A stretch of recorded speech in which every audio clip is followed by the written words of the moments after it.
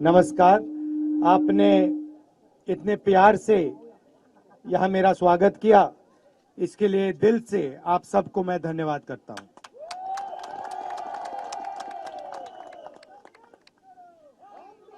पिछले साल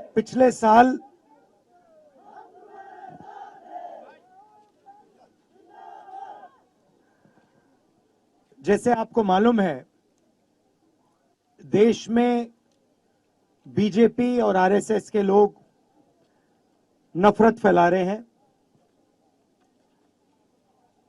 एक धर्म को दूसरे धर्म से लड़ा रहे हैं, एक जात को दूसरी जात से लड़ा रहे हैं, एक भाषा को दूसरी भाषा से लड़ा रहे हैं। यहां पास में मणिपुर है। मणिपुर में जो हो रहा है के सामने है। ये बीजेपी और आरएसएस की विचारधारा का नतीजा है। महीनों से मणिपुर जल रहा है और देश के प्रधानमंत्री आज तक मणिपुर नहीं गए हैं। तो ऐसा ही माहौल पिछले साल था। आप जानते हो कि मीडिया इन चीजों की बात नहीं करती है। मीडिया बेरोजगारी की बात नहीं करती है, मीडिया महंगाई की बात नहीं करती है। जनता के जो मुद्दे हैं वो मीडिया में आते नहीं हैं। इसीलिए हमने सोचा क्यों नहीं हम एक भारत जोड़ो यात्रा शुरू करें। और पिछले साल हम कन्याकुमारी से कश्मीर तक पैदल 4000 किलोमीटर यात्रा चली। उसमें पूरे देश से लोग आए, अरुणाचल से भी लोग आए, नॉर्थ ईस्ट स्टेट लोग आए, मणिपुर से आए, असम से आए। और उन्होंने हमें एक बात बोली, कहा कि देखिए, आप कन्याकुमारी से चल रहे हो, कश्मीर तक जा रहे हो, मगर आप नॉर्थ ईस्ट में नहीं आओगे, बाकी प्रदेशों में नहीं आओगे, तो ये ठीक नहीं होगा। और हमने ये बात एक्सेप्ट की। इसीलिए हमने दूसरी भारत जोड़ो यात्रा मणिपुर से शुरू की, मतलब नॉर्थ ईस्ट से शुरू की, क्योंकि हम मैसेज देना चाहते हैं देश को कि नॉर्थ ईस्ट बाकी सब प्रदेशों जितना जरूरी है और ये किसी से कम जरूरी नहीं है।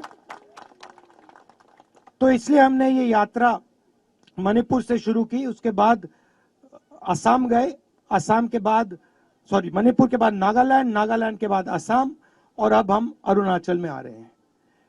यात्रा का लक्ष्य आपको बताने का नहीं है। हम 6-7 घंटे यात्रा करते हैं और शाम को हम 15-20 मिनट अपना भाषण देते हैं।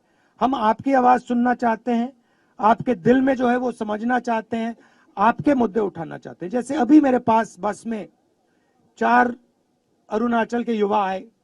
उन्होंने मुझे कहा कि देखिए, हम 5 साल हमने काम किया, सेना में हमारी भर्ती हो गई, और 5 साल काम करने के बाद, प्रैक्टिस करने के बाद, रनिंग करने के बाद जब हमारी भर्ती हो गई, सरकार ने 1,50,000 युवाओं को सेना से निकाल दिया। जो एक्सेप्ट कर लिया था उनको रिजेक्ट कर लिया। तो अब उन्होंने हमें बताया है हमें इस मुद्दे पर हम काम कर सकते हैं। तो आपके जो भी मुद्दे हैं उनके बारे में आप हमें बताइए। अरुणाचल के हैं, यहाँ पे चाइना बॉर्डर पे आपकी इश्यूज हैं, अलग अलग मुद्दे हैं। हम आपके मुद्दे समझने के लिए, सुनने के लिए और उनको उठाने के लिए इस यात्रा में चले हैं। जहां भी हम जा रहे हैं, जैसे यहां हुआ, आप प्यार से, इतनी एनर्जी से हमारे को रिसीव कर रहे हो, प्यार से मिल रहे हो, हमारी मदद कर रहे हो, अपनी एनर्जी, अपनी ऊर्जा इस यात्रा में डाल रहे हो। इसके लिए मैं आपको दिल से धन्यवाद करना चाहता हूं।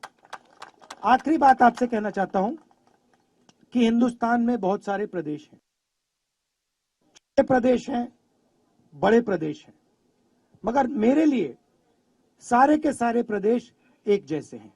जो आपकी भाषा है, बीजेपी की विचारधारा है कि हिंदुस्तान को दिल्ली से चलाया जाना चाहिए।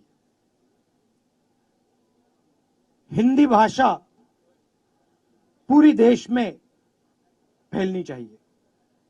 सब हिंदुस्तानियों को हिंदी भाषा का प्रयोग करना चाहिए।